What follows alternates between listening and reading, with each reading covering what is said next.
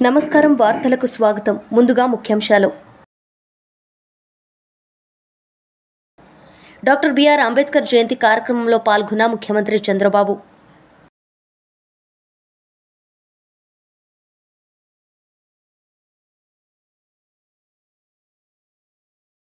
Mandakrishna Madiga media సమావేశం, పలు అంశాలపై వివరణ. డాక్టర్ బిఆర్ అంబేద్కర్ జయంతి కార్యక్రమంలో పాల్గొన్న ముఖ్యమంత్రి చంద్రబాబు నాయుడు ఈ సందర్భంగా ఆయన ప్రసంగించారు. మీకు ఏ సమాజం వల్ల డబ్బులు వచ్చిందో ఆ సమాజంలో అవసరమైన వాళ్ళకి మీరు అండగా నిలబడినప్పుడే మీ జీవితానికి ఒక సార్థకత ఉంటుంది. ఈ విషయం మీరు గుర్తుపెట్టుకోవాల్సిన అవసరం ఉంది. ఆ కార్యక్రమమే ఈరోజు మనం చేశాం. ఒక్కసారి నేను బంగారు కుటుంబాల గురించి మాట్లాడిస్తాను. వాళ్ళ బాధలు చెప్తారు, తర్వాత మార్గదర్శులు చెప్తారు. దీన్ని ఏ విధంగా చేస్తున్నా ఒక ఐడియా ఇస్తాను.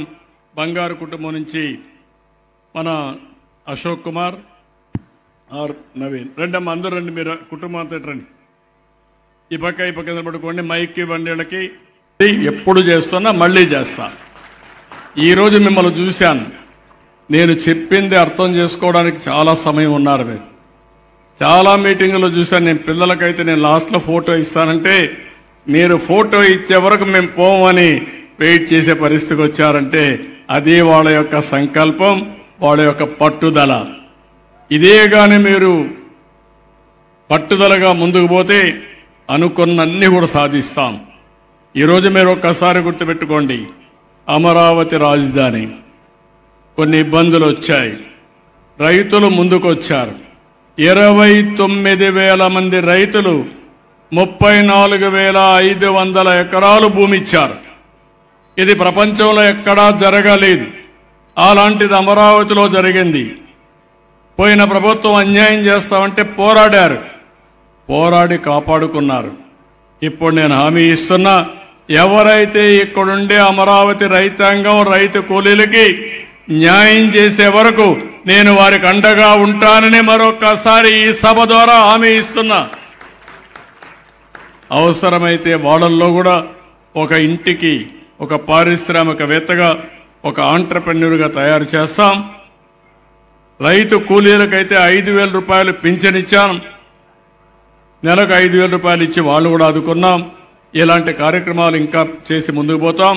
చివరిగా ఒక మాట, మనం ఈ పనులన్నీ చేస్తున్నామంటే ప్రజల కోసం చేస్తున్నాం. అందుకే ఒకప్పుడు నేను కుటుంబ నియంత్రణ గురించి మాట్లాడాను, చిన్న ఫ్యామిలీలు ఉండాలని మాట్లాడాను. కొన్ని చట్టాల్లో మార్పులు తీసుకొచ్చి 2 కంటే ఎక్కువ పిల్లలుంటే స్థానిక సంస్థల్లో పోటీ చేయడానికి అర్హత లేదని నేనే ఒక చట్టం తీసుకొచ్చాను. ఇప్పుడు జనాభా తగ్గిపోతా ఉంది.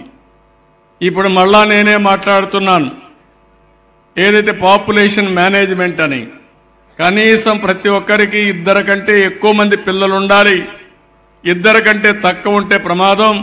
దానివల్ల జనాభా లేకుండా పోయే పరిస్థితి వస్తుంది. రేపు కష్టపడినా ఎవరి కోసం కష్టపడతాం అనే ఆలోచన వచ్చే పరిస్థితి వస్తుంది. మీ ఊర్లో కూడా ప్రతి ఒక్క భార్య భర్తను కోరుతున్నా, మినిమం 2 పిల్లలు ఉండాలి. మీకు 3 ఉంటే ఆనందం, ఇంకా ఎక్కువ ఉంటే 4 ఉంటే కూడా సంతోషం. కానీ మినిమం మాత్రం 2 ఉండాలి. అప్పుడే సమాజం శాశ్వతంగా ముందుకు పోతుంది. అన్ని ఏజ్లకు వయసులకు సంబంధించిన మనుషులు ఉంటారు. దానివల్ల మనం రాబోయే చాలా దేశాల్లో తప్పు చేసుకున్నారు. సరైన సమయంలో చెప్పకుండా, ప్రయత్నం చేయకుండా జనాభా తగ్గిపోయి. డాక్టర్ బాబాసాహెబ్ అంబేద్కర్ గారి జయంతి కార్యక్రమంలో పాల్గొన్న కేంద్ర మంత్రి కిషన్ రెడ్డి ఈ సందర్భంగా ఆయన మాట్లాడారు. మనము బండారు వైష్ణవ్ ఫౌండేషన్ ఆధ్వర్యంలో ఈరోజు దత్తాత్రేయ గారి ఆశీస్సులతో విజయలక్ష్మి గారు ఈ బస్తీలో ఏర్పాటు చేయడం జరిగింది. మనకందరికీ తెలుసు, ఈ 2 నాయకులు కూడా దిగ్విజయరామ్ గారు కానీ, డాక్టర్ బాబాసాహెబ్ అంబేద్కర్ కానీ ఒక దళిత సామాజిక వర్గాన్ని నుంచి వచ్చి దేశానికి ఎనలేని సేవలు అందించి దేశ అభివృద్ధిలో కీలక పాత్ర పోషిస్తూ పేదలకు, బడుగు వర్గాలకు ధైర్యాన్ని కల్పించినటువంటి మహానుభావులు వీళ్ళిద్దరు.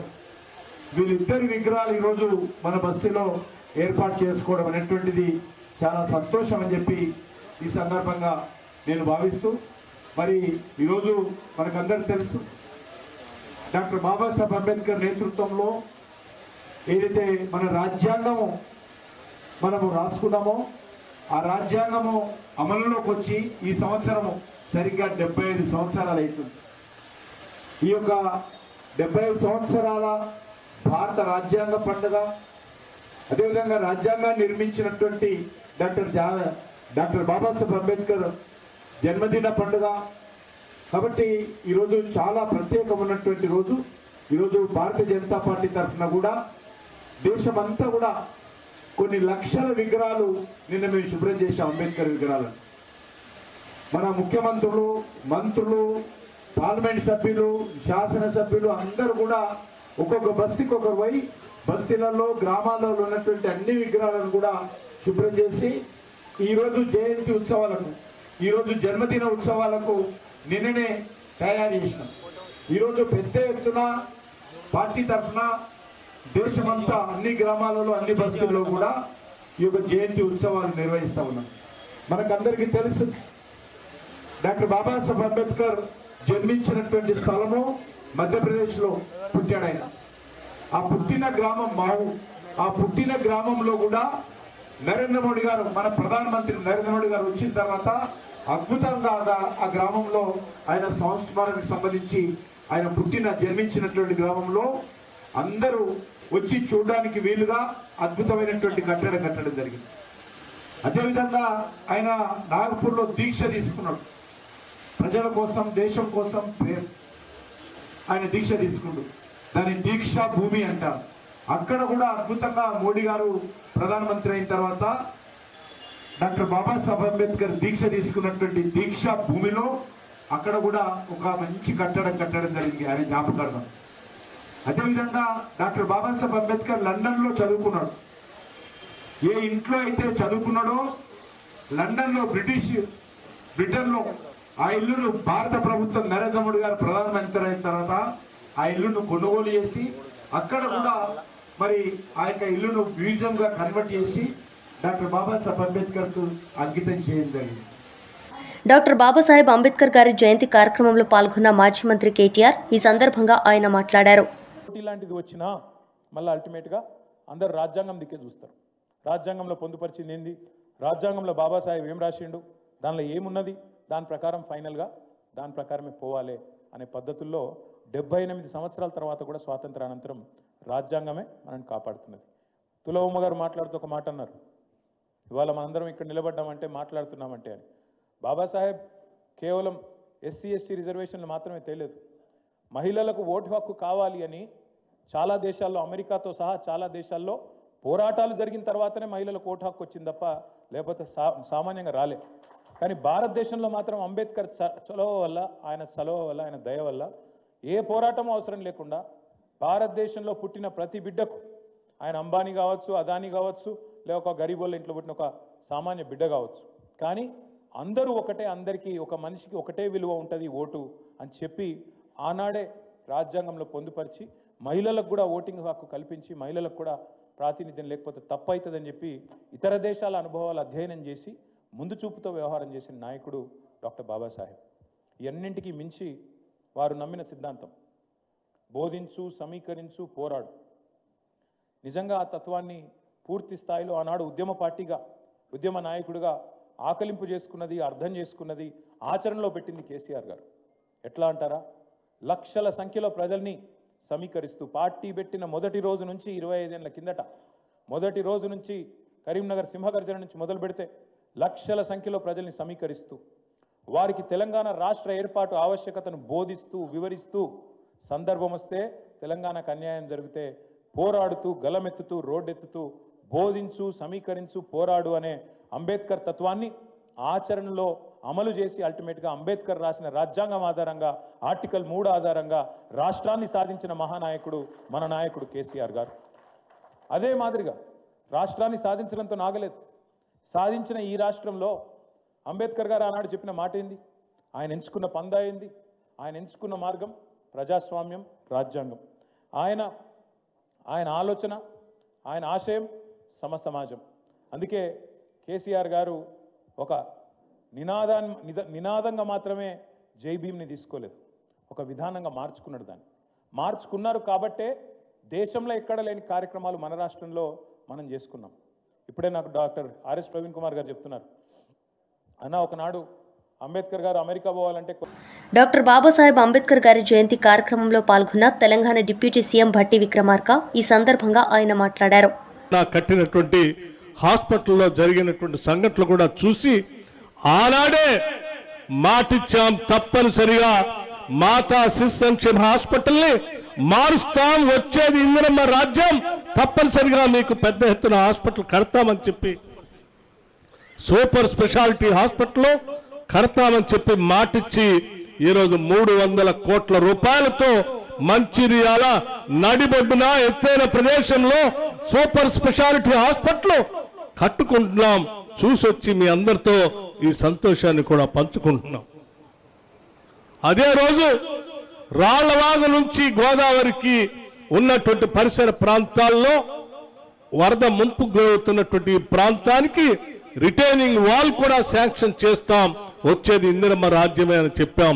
చెప్పినట్టుగానే దాదాపు 260 కోట్ల రూపాయల అంచనాతో రిటైనింగ్ వాల్ ని ఈ ప్రాంతానికి అందిస్తా ఉన్నాం.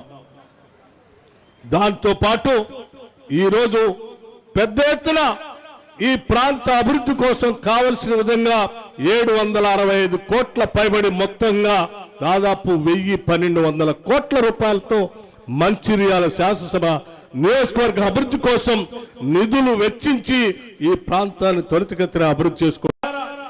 మంచిర్యాల ప్రాంత అభివృద్ధి ఆగదు, ఇది ఆరంభం మాత్రమే. పెద్ద ఎత్తున ఈ ప్రాంత అభివృద్ధి కొనసాగుతుందని చెప్పి మీ అందరికీ మనవి చేస్తా ఉన్నాను. అంతేకాదు, మీ అందరికీ చాలా విషయాలు, మీ అందరి ఆశీర్వచనంతో ప్రేమతో దీవిస్తే వచ్చినటువంటి మీ ప్రభుత్వం, మన ప్రభుత్వం, ఇందిరమ్మ రాజ్యం ఈ రాష్ట్రంలో ఉన్నటువంటి అన్ని వర్గాల ప్రజానికం కోసం ఏ కార్యక్రమాలు కేవలం సంవత్సర కాలంలోనూ చేపట్టిందో కూడా సవివరంగా శ్రీధర్ బాబు గారు వివరించారు. 1 కాదు 2 కాదు, ఈ పిల్లల భవిష్యత్తే మనందరి భవిష్యత్ అని చెప్పి ఈ రాష్ట్రంలో young India integrated international residential schools ని బహుశా ఈ భారతదేశంలో ఎక్కడా ఇటువంటి ఆలోచన కూడా రాలేదు. ఒక పాఠశాల ప్రాంగణంలో 25 ఎకరాలకు తగ్గకుండా 200 కోట్ల రూపాయలతో అన్ని వర్గాల ప్రజానికానికి అదే పాఠశాలలో విద్యాబుద్ధులు నేర్పి ప్రపంచంతో పోటీ పడేటట్టుగా పెద్ద ఎత్తున 11,600 కోట్ల రూపాయలతో ఒకటేసారి శాంక్షన్ ఇచ్చినటువంటి చరిత్ర ఈ దేశ చరిత్రలో ఎక్కడ కూడా లేదు. అటువంటి యంగ్ ఇండియా రెసిడెన్షియల్ స్కూల్స్ ని ప్రారంభం చేసుకోవటం కోసం పెద్ద ఎత్తున భూమి పూజ చేసుకొని శాంక్షన్ చేసుకున్నాం. గతంలో ఉన్నటువంటి రెసిడెన్షియల్ స్కూల్స్ లో విద్యార్థులకి కావలసిన డైట్ ఛార్జెస్ 40% పెంచుకున్నాం, కాస్మెటిక్ ఛార్జెస్ ని 200% పెంచుకున్నాం. దానితో పాటు ఈ పరిసర ప్రాంతాల్లో ఆదిలాబాద్ నుంచి మొదలు పెడితే ఖమ్మం వరకు, భద్రాచలం వరకు, కృష్ణా నది పరివాహక ప్రాంతంలో ఉన్నటువంటి అనేక మంది గిరిజన కుటుంబాల దృష్టిలో పెట్టుకొని ఆనాటి సోనియా గాంధీ గారు ఇచ్చినటువంటి ROFR పట్టాలకు సంబంధించి వాళ్ళు సాగు చేసుకోవడానికి ఆనాటి ప్రభుత్వంలో మహిళలను కూడా చూడకుండా గిరిజనులు చెట్టు కట్టేసి కొట్టిన సంఘటనల్ని మేమంతా ఖండించి ఆనాడు వాళ్ళ కోసం పోరాటం చేశాం.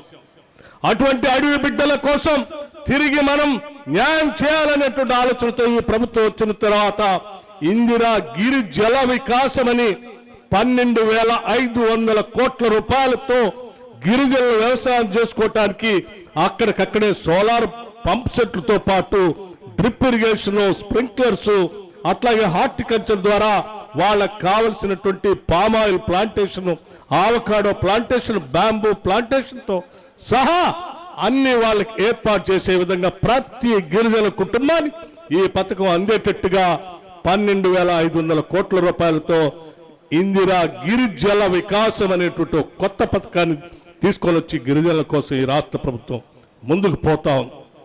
అదేవిధంగా ఈ రాష్ట్రంలో ఉన్నటువంటి మహిళలందరినీ ఆనాటి ఇందిరమ్మ ప్రభుత్వం మొదలుపెట్టినటువంటి ఉమ్మడి రాష్ట్రంలో మొదలుపెట్టిన సెల్ఫ్ హెల్ప్ గ్రూప్స్, డ్వాక్రా సంఘాలకు సంబంధించి 10 ఏళ్లు బీఆర్ఎస్ ప్రభుత్వం మర్చిపోతే మేము సంవత్సరానికి కనీసం 20,000 కోట్ల రూపాయలతో వడ్డీ లేని రుణాలను తిరిగి వాళ్ళందరికీ ఇచ్చి కనీసం 1 కోటి మందిని కోటీశ్వరులుగా చేయాలి 5 సంవత్సరాల్లో అని చెప్పి టార్గెట్ పెట్టుకొని ఈ 5 సంవత్సరాల్లో 1,00,000 కోట్ల రూపాయలు. మందకృష్ణ మాదిగ మీడియా సమావేశం నిర్వహించారు. ఈ సందర్భంగా ఆయన మాట్లాడారు. డాక్టర్ బాబాసాహెబ్ అంబేద్కర్ రిజర్వేషన్లు సాధించిన క్రమంలో రిజర్వేషన్ ఫలాలు అన్ని కులాలకు దక్కాలని కోరుకున్నాడు. కానీ ఆ మహనీయుడు కోరుకున్నట్టుగా ఈ దేశంలో ఉండబడే 1100లకు పైగా ఉండబడే దళిత కులాలకు వారి వారి జనాభా దామాషి ప్రకారం రిజర్వేషన్లు దక్కలేదు. కానీ ఈరోజు తెలంగాణ రాష్ట్రంలో ఎస్సీ రిజర్వేషన్ల వర్గీకరణకు సంబంధించి జీవో నంబర్ 33 రావడం జరిగింది. అంటే డాక్టర్ బాబాసాహెబ్ అంబేద్కర్ పుట్టిన రోజే ఇవాళ ఆయన కోరుకున్న సామాజిక న్యాయం, ఆయన కోరుకున్న దళిత వర్గాలకు అందరికీ న్యాయం జరగాలని కోరుకున్న అంశం ఈరోజే నెరవేరడం అనేది 30 ఏళ్ల పోరాటం సుదీర్ఘ కళ అవుతే ఈరోజు జీవో రావడం అనేది డాక్టర్ బాబాసాహెబ్ అంబేద్కర్ ఆశించిన ఆశయం ఆయన జన్మదినోత్సవం రోజే తెలంగాణ రాష్ట్రంలో నెరవేరడం అనేది చాలా గర్వంగా ఉంది. ఈ పోరాటంలో అసలు బాసిన అమరులు ఈ జీవో నంబర్ 33 చూసి ఎక్కడున్నా వాళ్ళ మనసు ఉప్పొంగిపోతుంటుంది. ఈ నేపథ్యంలో షెడ్యూల్ కులాల వర్గీకరణ విషయంలో సాధించినందుకు అతి త్వరలో లక్షల డబ్బులతో హైదరాబాద్లో మహాప్రదర్శన చేస్తాం.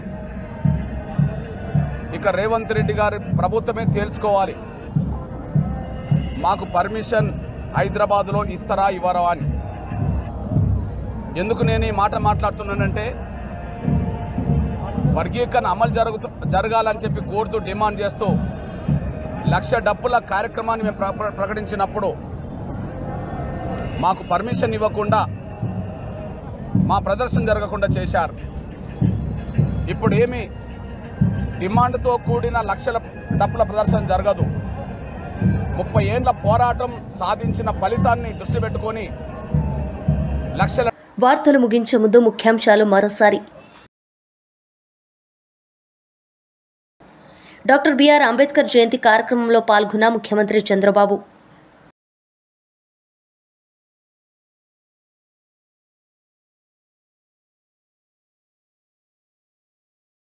మందకృష్ణ మాదిగ మీడియా సమావేశం, పలు అంశాలపై వివరణ. ఈ వార్తలు ఇంతటితో సమాప్తం. తిరిగి ప్రసారమయ్యే వార్తల్లో మళ్ళీ కలుద్దాం. అంతవరకు సెలవు. నమస్తే.